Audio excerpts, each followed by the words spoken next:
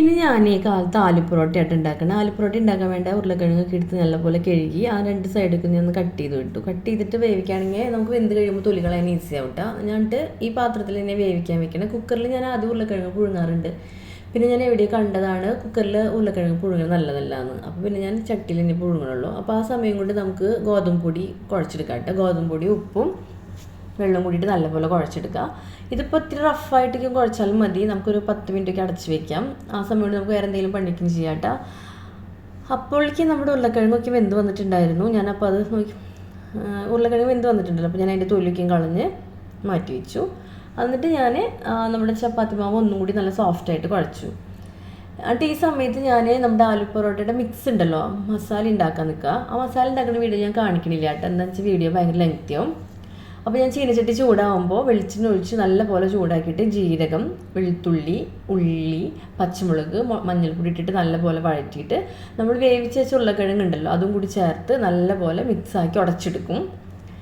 എന്നിട്ട് അതാണ് മസാല. ആ മസാല വെച്ചിട്ടാണ് പിന്നെ നമ്മൾ എന്തുണ്ടാക്കുക, ആലു പൊറോട്ട ഉണ്ടാക്കുക. കണ്ട് നല്ലപോലെ വേവിച്ച് ഉടച്ച് വെച്ചിട്ടുണ്ട്. കുറച്ച് തരിയുണ്ട്, അത് ഞാൻ അവസാനം ഉടച്ചെടുക്കും. എന്നിട്ട് നമ്മൾ ആവശ്യത്തിനുള്ള മാവെടുത്ത് കുറച്ച് പൊടിക്കും തട്ടി ആദ്യം ഒന്ന് വട്ടത്തിൽ ഷേപ്പാക്കി എടുക്കണം. എന്തിനാണെന്ന് വെച്ചാൽ നമ്മുടെ മസാല ഫില്ലിങ് വെക്കാനായിട്ട്. കണ്ടില്ലേ, അങ്ങനെ പൊടിക്കും തട്ടിയിട്ട് ഒരു കുഴി പോലെ ആക്കി. ഈ കുഴി ഞാൻ കുറച്ച് പൊടിക്കും തൊട്ടിട്ടാട്ടാ മസാല വെക്കണം. എന്തിനാണെന്ന് വെച്ചാൽ അപ്പോൾ നമുക്ക് പരത്തുമ്പോൾ കുറച്ചും കൂടി ഈസിയാവും.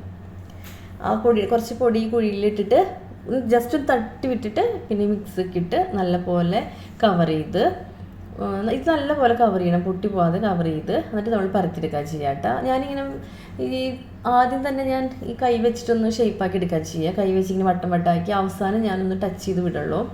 എനിക്കിങ്ങനെയായിട്ട് ഈസി. ഇങ്ങനെ കൈ കൊണ്ട് ആക്കി എടുക്കുന്നത് എനിക്ക് കുറച്ചും കൂടി എളുപ്പം. ഇത് നല്ല പരിചയമായാലായിട്ട് ഇങ്ങനെ ചെയ്യാൻ പറ്റുള്ളൂ. ഇതിപ്പോൾ ഞാൻ സ്ഥിരമായിട്ട് ഇവിടെ ആലു പൊറോട്ട ഉണ്ടാക്കുന്ന കാരണം എനിക്ക് കണ്ണടച്ച് വേണമെങ്കിൽ ഞാൻ ആലു പൊറോട്ട ഉണ്ടാക്കും. അത്രയും എളുപ്പമാണ് എനിക്ക് ആലു പൊറോട്ട ഉണ്ടാക്കാം. അപ്പോൾ ഞാനിങ്ങനെ കൈ വെച്ച് ഷേപ്പാക്കി എടുക്കും. എന്നിട്ട് അവസാനമാണ് ഞാൻ വടി വെച്ച് പരത്തണത് എന്താണെന്ന് വെച്ചാൽ എല്ലാം ഒന്ന് ലെവലായി കിട്ടാൻ കേട്ടോ. അല്ലെങ്കിൽ കയ്യാകുമ്പോൾ അവിടെ ഇവിടേക്കും കുറച്ച് പൊന്തിക്ക് നിൽക്കുമല്ലോ. അപ്പോൾ ഈ വടി വെച്ചാകുമ്പോൾ ശരിക്കും കിട്ടും.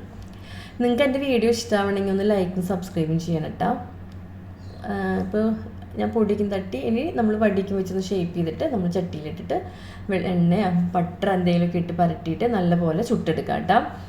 പിന്നെന്താ ഞാൻ പറയാമെന്ന് വിചാരിച്ചതെന്ന് വെച്ചാൽ നമ്മളിപ്പോൾ പൊടിക്കും ഇട്ടിട്ടല്ലേ നല്ലപോലെ കുഴച്ചെടുക്കണേ. എന്നാലും നമ്മൾ ഈ പൊടിക്ക് നല്ലപോലെ തട്ടി കളഞ്ഞിട്ട് വേണം വേവിക്കാൻ, ചുടാനെടുക്കാൻ. അല്ലെങ്കിൽ ഈ പൊടിയും എണ്ണയും കൂടി മിക്സായിട്ട് ആകെ കരിഞ്ഞു പോവും. കണ്ടപ്പോൾ ഞാൻ വടി വെച്ച് നല്ലപോലെ ഷേപ്പാക്കി എടുത്തു. എന്നിട്ട് നമ്മൾ ചട്ടിയിലിട്ട് ചൂടാക്കി വേവിച്ചെടുക്കാം. ഇത് ഇനി എളുപ്പമാണ് ചൂടാക്കാൻ വേണ്ടി. നമ്മൾ സാധാരണ ചപ്പാത്തി ഉണ്ടാക്കുന്ന പോലെ തന്നെ എണ്ണയൊക്കെ ഒഴിച്ച് അതിന് ബട്ടർ എന്തെങ്കിലുമൊക്കെ ഇട്ടിട്ട് രണ്ട് സൈഡും തിരിച്ചു മറിച്ചിട്ട് വേവിക്കുക. അവിടെ നല്ല സോഫ്റ്റായിട്ട് വരുന്നത് കണ്ട. ഈ സൈഡേക്കും പൊന്തി വരും, നോക്കി കണ്ട പൊന്തി വരുന്നത് കണ്ട. അത്രയും നല്ല സോഫ്റ്റാണ്. ഞാനിങ്ങനെ ഇടയ്ക്ക് ഇങ്ങനെ മസാല എനിക്കിങ്ങനെ ഈ ആലു പൊറോട്ടയുടെ ഇങ്ങനെ കണ്ടെങ്കിൽ മസാലയ്ക്ക് പുറത്ത് കാണുന്നത് ഭയങ്കര ഇഷ്ടമായിട്ട്. ഞാനിത് ചപ്പാത്തി ഇത് ഞാൻ അച്ചാറും കൂടിയിട്ടാണ് കഴിക്കണം. നല്ല സോഫ്റ്റാണ്, കണ്ടാൽ തന്നെ അറിയാമല്ലോ, നല്ല സോഫ്റ്റ് ആലു പൊറോട്ടയാണ്. നിങ്ങളിങ്ങനെ ആലു പൊറോട്ടയ്ക്ക് ഉണ്ടാക്കി നോക്കാറുണ്ടോ? കുട്ടികൾക്കൊക്കെ ഭയങ്കര ഇഷ്ടം, എല്ലാവർക്കും ഇഷ്ടം. നല്ല അച്ചാറൊക്കെ കൂടി നമുക്ക് കഴിക്കാം കേട്ടോ.